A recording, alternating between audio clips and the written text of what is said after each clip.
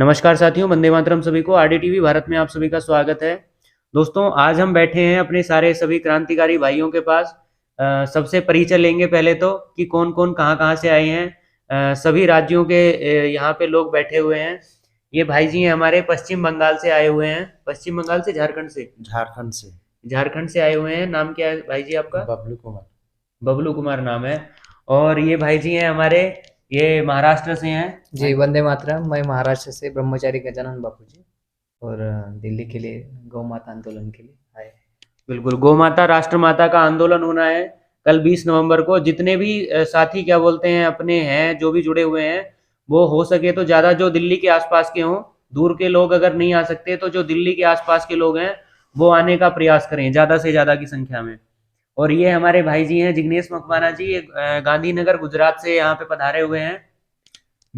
वंदे मातरम, जय गौ माता। सभी जो भारत के जो गौ माता को मानने वाले, वो कृपया अपना समय निकाल के रामलीला मैदान में जरूर आइए, ताकि हमारी तादाद बढ़े और हमारी आवाज़ संसद तक पहुंच सके। और ये हमारे क्या बोलते हैं, ये भ्राता भी हैं और हमारे क्या बोलते हैं सिंगर भी हैं, लंगोटिया मित्र भी कह सकते हैं आप इनको। और राजीव भाई के प्रचारक हैं, गौ माता का प्रचार करते हैं, सिंगिंग भी करते हैं। ये आप सभी लोगों ने गाना सुना होगा शायद इनका। ये हम इनसे सुनना चाहेंगे, पहले तो गाना सुना दें थोड़ा सा। वंदे मातरम। नमस्कार सभी को, जय गौ माता। एक मेरा कल ही एक सॉन्ग रिलीज हुआ है जो पूरा याद नहीं है, उसका मुखड़ा जो है मैं सुना देता हूँ। रोम रोम में जिसके भगवान, उसको तुम ना शोषित करो, उसको तुम ना शोषित करो। हर हिंदू की है गौ माता, राष्ट्र माता घोषित करो। हर हिंदू की है गौ माता, राष्ट्र माता घोषित करो। बहुत ही बढ़िया। जय गौ माता। मेरा नाम अरविंद पाल है, मैं बंगाल से आया हूँ। गौ माता राष्ट्र माता सम्मान दिलाने के लिए। यहाँ पे क्रांतिकारी साथियों का भोजन की व्यवस्था है, च्यवनप्राश की व्यवस्था है, ताकि आंदोलन में इनके भुजदंड ताकतवर रहें और ये गौ माता के लिए लड़ सकें। उसके लिए हमारे जो आकाश मिश्रा जी हैं, उन्होंने च्यवनप्राश की व्यवस्था की है सारे क्रांतिकारी साथियों के लिए।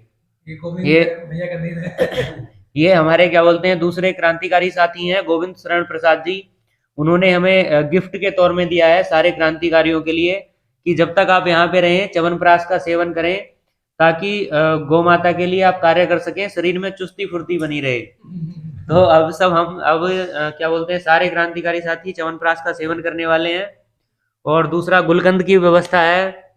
बाकी हमारे जिग्नेश मकवाना जी लाए हैं, कुछ कई सारी चीजें हैं और गुजराती आइटम। बाकी हम जो हमारे गजानन बापू जी हैं वो महाराष्ट्र में काफी सक्रिय हैं, राजीव भाई के लिए, देश और समाज के लिए कार्य करते हैं। और मैं जानना चाहूंगा इनसे कि आप जो वहां पे कार्य करते हैं वो किस तरह से कार्य करते हैं, राजीव भाई के कार्य को किस तरह से आगे बढ़ा रहे हैं आप? महाराष्ट्र में तो सबसे महत्वपूर्ण बात ये है कि जो गौ माता को लेकर जो ये था, जैसे संकरित जो गौवंश का बड़ा अभी समय चल रहा था, तो काफ़ी हमें सफलता मिली है कि देशी गौवंश को बढ़ाने में हम सफल हुए। और किसानों को एक मुहिम भी चलाई हमने कि जो समाज में उन्नत लोग हैं उनसे हमने आह्वान किया, जो सर्विस कर रहे हैं उनको किया, आप गौ माता संभाल नहीं सकते लेकिन किसी किसान को आप दत्तक ले सकते हो। तो गौ माता को वो उन्होंने दत्तक लिया। ऐसे बहुत सारी देशी गौवंश हमने किसानों को भी डोनेट की है, दान की है। और इस माध्यम से और राजू दीक्षित जी का हर घर में जैसे सेंधा नमक है, जो जो स्वदेशी चीज़ है उसको लेकर भी बहुत बड़ा महाराष्ट्र में अवेयरनेस आ चुका है। और काफ़ी अच्छा इस समय तो महाराष्ट्र में से राजू दीक्षित जी के कार्यकर्ता भी दिल्ली आंदोलन के लिए बहुत सारे आ रहे हैं। और इस तरह से बहुत बड़ा अभी बीच 4 साल बाद पहले करीब 23 राज्य से अपने भाई लोगों की वेरुल क्षेत्र में एक बहुत बड़ी बैठक भी लगाई थी, स्वदेशी मंथन शिविर का उसको ये दिया था। और आने वाले समय में राजू दीक्षित के नाम से ऐसी छोटी मोटी गतिविधियां हम चलाने वाले हैं, सब राज्यों के भाई मिलकर। बाकी हमारे क्या बोलते हैं जो आदरणीय जिग्नेश मकवाना जी हैं, जिग्नेश मकवाना जी के बारे में और भाई आकाश मिश्रा जी के बारे में जितना कहा जाए उतना कम होगा, क्योंकि ये जो मतलब ऐसा होता है, कार्य करना एक अलग बात होती है, लेकिन मन से भाव रख के कार्य करना एक अलग बात होती है। बहुत से लोग होते हैं जो सिर्फ कार्य कर रहे होते हैं भाई जी, और बहुत से लोग होते हैं जो मन में भी उनके राजी भाई हों और तब कार्य कर रहे हों। क्योंकि कई लोग ऐसे देखे गए हैं जिनके मन में लोकेषणा आ गई है, वित्तेषणा आ गई है, या कोई और चीजें आ गई हैं, जो अपने धन कमाने के लिए या कई अन्य उद्देश्यों के कारण से राजीव भाई का प्रचार प्रसार करते हैं, राजीव भाई के कार्यों को आगे बढ़ाते हैं।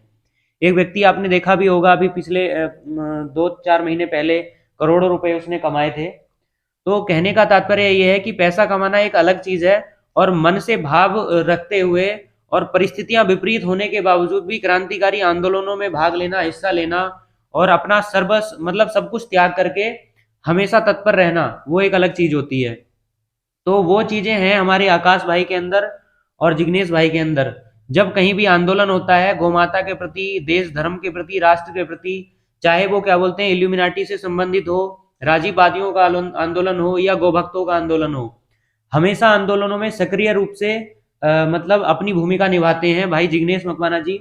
जिग्नेश भाई, आप जो वहां पे कार्य करते हैं गुजरात में, अहमदाबाद में, वो किस तरह से आप कार्य करते हैं? राजीव भाई के विचारों को आगे बढ़ाने का काम करते हैं वहां पे।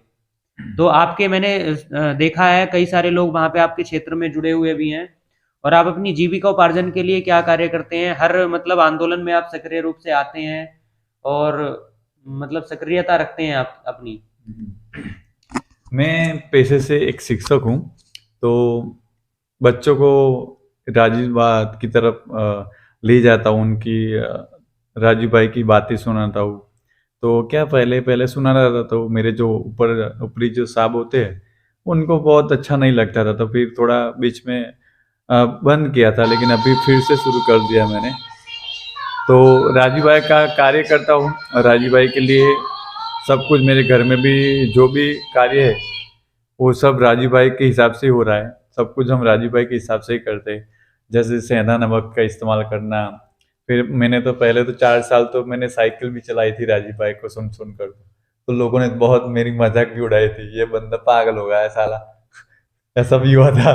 लेकिन अभी क्या है, समाज के अधीन जाना है, और समाज के बदलना है, तो समाज के विपरीत जाएंगे तो हम कहीं पे चले जाएंगे, हमें किसी को कोई हमें ढूंढ नहीं पाएगा। तो इस समाज वो बोलते हैं ना कि कादो कीचड़ को साफ करना है तो उसमें अंदर उतरना पड़ता है, हाँ तभी साफ होगा। तो फिर अभी समाज के अधीन आगे बढ़ना पड़ता है, तभी कुछ राजीव भाई के लिए हम कर सकते हैं, नहीं तो फिर कुछ नहीं कर पाएंगे। बहुत अच्छी बात है। जैसा कि आपने देखा कि जो हमारे जिग्नेश भाई हैं, इन्होंने जो अपना कार्य क्षेत्र चुना वो चुना शिक्षक का, क्योंकि एक शिक्षक ही होता है जो राष्ट्र का निर्माण करता है। राष्ट्र का निर्माण इस तरह से करता है क्योंकि राष्ट्र का जो निर्माण होता है वो बच्चों के कारण होता है। जो बच्चे आज राष्ट्र में रह रहे हैं वो ही आगे चल करके इस राष्ट्र का, इस देश का भविष्य बनेंगे। तो निर्भर करता है कि आप जो बच्चे हैं उनको शिक्षा क्या दे रहे हैं, जो आने वाली पीढ़ी है वो जानकारी क्या ग्रहण कर रही है, क्या वो देश धर्म की तरफ जा रही है, राष्ट्र की तरफ जा रही है, या फिर वो क्या बोलते हैं बॉलीवुड की तरफ जा रही है, न्यू वर्ल्ड ऑर्डर की तरफ जा रही है। तो ये बहुत ज्यादा महत्वपूर्ण करता है, क्योंकि आप बचपन से ही अगर बच्चों को राजीववादी बनाएंगे तो आगे चल करके वो राजीववादी बनेंगे और वो 10 लोगों को राजीववादी बनाएंगे। क्योंकि राजीव भाई ने भी प्रभाव बोला है कि अगर आप किसी एक व्यक्ति को राजीववादी बना देंगे ना, तो कम से कम वो अपने आसपास के, अपने क्षेत्र के 1000 लोगों को, अपने जो उसके सर्कल में होंगे 1000 लोगों को प्रभावित करेगा जरूर। राजीव भाई के बारे में बताएगा, देश के बारे में बताएगा, राष्ट्र के बारे में बताएगा, गौ माता के बारे में बताएगा। तो इसलिए सबसे इन्होंने जो कार्य चुना है वो बहुत ही ज्यादा सराहनीय है कि ये बच्चों को ही राजीववादी बना रहे हैं। अगर बच्चा राजीववादी बन जाएगा तो वो पूरे घर को राजीववादी बना सकता है। बाकी क्या बोलते हैं हमारे आकाश मिश्रा जी हैं। आकाश मिश्रा जी सोशल मीडिया के माध्यम से राजीव भाई का प्रचार प्रसार करने में हमेशा सक्रिय रहते हैं, गौ माता का प्रचार प्रसार करते हैं, और सिंगिंग के क्षेत्र में भी ये लगे हुए हैं, गौ माता के लिए गाने वगैरह गाना और अवेयरनेस क्रिएट करना उस माध्यम से। तो आकाश भाई बताइए आप भी अपने अनुभव, और क्या क्या लोग कहते हैं आपको समाज में? लोगों का तो फीडबैक बहुत बेकार ही रहता है, लेकिन फिर भी मनोबल टूटता नहीं है। राजीव भाई का वाणी सुनने के बाद फिर दोबारा वो एनर्जी आ जाता है, और गौ माता का फिर ख्याल आता है राष्ट्रमाता घोषित कराने के लिए। उनका भी सोचने के बाद अलग अंदर से अलग ही अनुभव, एक अलग ही एनर्जी आता है। कि कुछ भी हो जाए, लोग कुछ भी बोले, चाहे नेगेटिव बोले या कुछ भी बोले, फिर भी हमें किसी भी हालत में अपने अंदर वो एनर्जी ला करके गौ माता को राष्ट्र का सम्मान दिलाना है और राजीव भाई के विचार का भारत फिर से करना है। इसलिए हम सोशल मीडिया के द्वारा और कुछ लोगों के पास जा करके बताते हैं, जो समझते हैं समझाते हैं, जो नहीं समझते हैं बोलते हैं कि ठीक है जाओ भाई, तुम जहाँ जाना चाहते हो, किचन में जाना चाहता है जाओ, लेकिन फिर भी उनका भी स्वागत है। उनका जहाँ तक समझ आती है वो करते हैं, समझते हैं, नहीं समझ पाते फिर दूसरे तरीके समझाएंगे उनको। बस यही मेरा कार्य रहता है। और सिंगिंग की तरफ फिर से प्रयास है मेरा, 6 सालों के बाद फिर सिंगिंग चालू किया है और फिर सिंगिंग आएंगे और सिंगिंग के द्वारा भी उधर से भी कुछ ट्रैफिक इधर लाएंगे हम। प्रयास मेरा यही रहेगा। धन्यवाद। बहुत बहुत आभार और बहुत बहुत धन्यवाद। देखिए, समाज के बीच जो होते हैं ना, वो 2 प्रकार के लोग होते हैं। एक तो समाज के अंदर वो लोग होते हैं जो समाज के अनुसार चलते हैं, अनुकूल चलते हैं, जैसा जैसा समाज कर रहा है वैसे वैसे एक भेड़ की चाल चलते रहते हैं। और समाज के अंदर ऐसे लोग भी होते हैं कि जब समाज गलत दिशा में हो तो उस समाज को परिवर्तन करने का काम करते हैं, क्योंकि जरूरी नहीं है जो समाज है वो हमेशा सही दिशा में चल रहा हो। अगर समाज हर समय सही दिशा में चलने वाला होता तो 1757 के समय जब रॉबर्ट क्लाइव भारत के अंदर आया था अपनी सेना लेकर के, तो उसके साथ 300 सैनिक थे और उसके पीछे भारत के 10,000 सैनिक चल रहे थे। तब भारत का जो ये समाज था वो खड़े होकर के तालियां बजा रहा था। अगर राजीव भाई कहते हैं कि उसी समय भारत के इस समाज ने एक एक पत्थर उठा करके मारा होता तो ये जो परिस्थितियां आज क्रिएट हुई हैं वो शायद क्रिएट ना होती, उसी समय परिवर्तित हो गई होती। तो इसलिए मतलब कहने का तात्पर्य ये है कि जरूरी ये नहीं होता कि समाज जो कह रहा है वो सही हो। समाज जो भी क्रांतिकारी होते हैं, जो भी कुछ नया करते हैं, उनका हमेशा मजाक उड़ाता है। तो ऐसी परिस्थितियां जो आकाश भाई के सामने आ रही हैं, जो जिग्नेश भाई के सामने आ रही हैं, जैसे जिग्नेश भाई ने कार्य किए, साइकिल चला के मतलब प्रचार करने का काम किया राजीव भाई का, तो लोगों ने कहा मूर्ख है। एक मैं आपको उदाहरण देना चाहूंगा, करतार सिंह थे, करतार सिंह साराभा, भगत सिंह उनको अपना कई बार गुरु भी मानते थे। तो करतार सिंह साराभा को जब फांसी की सजा सुनाई जा रही थी तो करतार सिंह के जो दादाजी थे वो उनके पास आए और उनके पास आकर के उन्होंने एक प्रश्न पूछा उनसे कि बेटा तुझे फांसी दी जा रही है, तू जो यहाँ फांसी दे रहा है तू मर किसके लिए रहा है, तू फांसी किसके लिए खा रहा है? जो ये लोग हैं ये तेरे रिश्तेदार हैं, तेरे ताऊ हैं, तेरे चाचा हैं, सब लोग तुझे पागल कहते हैं, मूर्ख कहते हैं, गालियां देते हैं तुझे लोग। तब करतार सिंह ने अपने दादाजी से एक प्रश्न पूछा था कि दादाजी जो मेरे वो ताऊजी लगते थे दूर के, उनको क्या हुआ? तो उस समय जो है प्लेग महामारी आई थी 1897 में, आप सभी लोग जानते होंगे। तो 1897 में जब प्लेग महामारी आई थी तो उसमें बहुत सारे लोग अंग्रेजों के षड्यंत्र के कारण मारे जा चुके थे। तब उन्होंने पूछा कि दादाजी वो फला रिश्तेदार कहाँ गए, क्या हुआ उनको? तो उन्होंने कहा वो तो प्लेग से मर गए। कि वो दूसरे जो ताऊ लगते थे रिश्ते में वो कहाँ गए? कि वो भी हैजे से मर गए।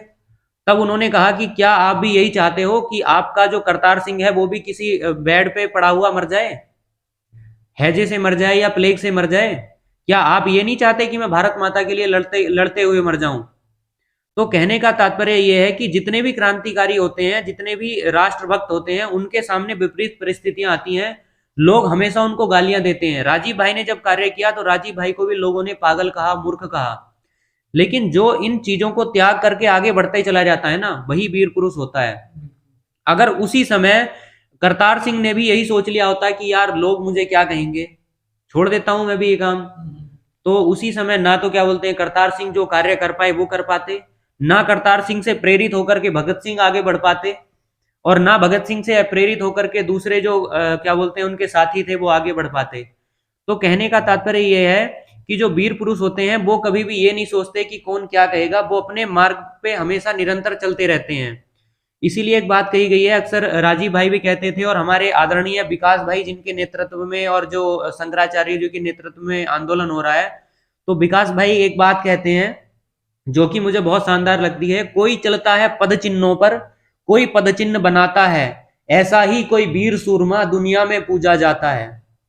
तो ये वीरों की वो होती है कि कोई तो पद चिन्ह बना रहा है अपने और कोई पद चिन्हों पे चलता है। तो जो क्रांतिकारी होते हैं ना वो अपने पद चिन्ह बना करके चलने का काम करते हैं। आप जो भी काम करेंगे, अगर किसी नए रास्ते पे जाएंगे तो सबसे पहले अगर आप उस रास्ते पे जाएंगे ना तो रास्ते का कीचड़, उस रास्ते के कांटे आपको ही साफ करने पड़ेंगे अगर आप रास्ते का निर्माण कर रहे हैं तो। लेकिन जो नॉर्मल लोग होंगे ना उस रास्ते पे चलने वाले, वो हमेशा आसानी से जाएंगे। तो कठिनाइयां जो आती हैं, जो समस्याएं आती हैं, वो हमेशा क्रांतिकारियों के सामने ही आती हैं, नॉर्मल लोगों के सामने नहीं आती। अगर आपके सामने कठिनाइयां आ रही हैं, आपके सामने समस्याएं आ रही हैं, आपको लोग अगर तरह तरह की बातें कह रहे हैं, तो समझ लेना कि आप साधारण व्यक्ति नहीं हैं, आप क्रांतिकारी हैं। शायद हो सकता है उसी 1857 के बिछड़े हुए क्रांतिकारी हो जो भगत सिंह या क्या बोलते हैं मंगल पांडे से हमारे अंदर प्रविष्ट कर गई हो। तो वैसा ही राजीव भाई जैसे कहते थे कि हम सब 1857 के बिछड़े हुए क्रांतिकारी हैं, जब तक शहीदों के सपनों का मुकम्मल भारत नहीं बन जाता तब तक हम मिलते रहेंगे और क्रांति करते रहेंगे, आंदोलन करते रहेंगे और राष्ट्र के लिए लड़ते रहेंगे। तो आज ये 1857 के बिछड़े हुए क्रांतिकारी बैठे हैं, जो कोई महाराष्ट्र से आया हुआ है, कोई गुजरात से आया हुआ है, कोई बिहार से है, कोई पश्चिम बंगाल से है, कोई झारखंड से है, कोई कहीं से है। बाकी अपने बहुत सारे साथी रामलीला मैदान में उपस्थित हैं। तो साथियों आपसे निवेदन है कि जितने भी साथी हो सके ज्यादा से ज्यादा की संख्या में रामलीला मैदान पे दिल्ली में पहुंचने का प्रयास करें। बाकी सभी को वंदे मातरम, जय गौ माता, भारत माता की जय। भारत माता की जय। राजीव दीक्षित राजीव दीक्षित, गौ माता, गौ माता, नाम